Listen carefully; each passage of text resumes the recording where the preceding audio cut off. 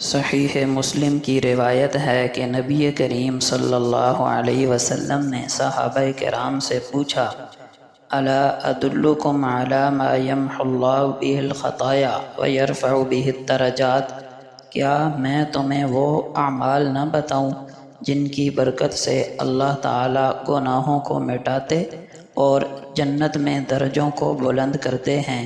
صحابہ کرام نے عرض کیا، یا رسول اللہ کیوں نہیں، ضرور بتائیے۔ تو آپ صلی اللہ علیہ وسلم نے 3 آسان اعمال کی طرف نشاندہی فرمائی۔ نمبر 1، اسباغ الوضوء علی المکارہ، تکلیف اور ناگواری کے باوجود کامل وضو کرنا۔ تکلیف اور مشقت کا مطلب جب وضو کرنا مشکل ہو، مثلاً معمولی بیماری ہے جس میں تیمم جائز نہیں، یا سردی کا موسم ہے، اس وقت وضو کرنا اور مکمل وضو کرنا۔ مکمل وضو سے مراد پانی کو ضائع کرنا نہیں، بلکہ مکمل وضو سے مراد سنت کے مطابق وضو کرنا اور مستحبات کی رعایت رکھتے ہوئے وضو کرنا۔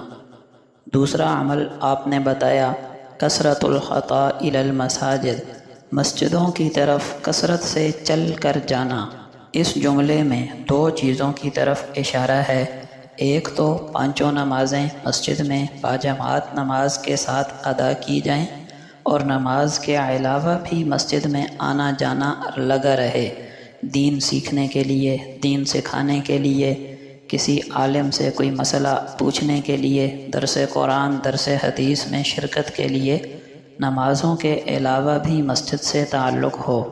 اور دوسری چیز جو اس جملے سے پتہ چلی وہ ہے مسجد میں پیدل چل کر جانا۔ اگرچہ سواری پر جانا جائز ہے، لیکن پیدل چل کر جانے کا ثواب اور فضیلت زیادہ ہے۔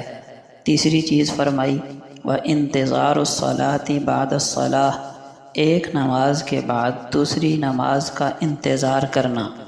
اس کا یہ مطلب نہیں کہ نماز پڑھ کر مسجد میں ہی بیٹھا رہے اور انتظار کرے، یہ بھی اس میں شامل ہے، لیکن یہ بھی اس میں شامل ہے کہ اپنی دکان میں، گھر میں، کاروبار میں، دفتر میں، ملازمت میں مصروف ہو، لیکن ذہن اور دل و دماغ مسجد کے ساتھ جڑا ہو اور نظر گھڑی پر ہو کہ جو ہی نماز کا وقت ہوگا اپنے کام کاج چھوڑ کر دوبارہ اللہ کے دربار میں حاضری دوں گا۔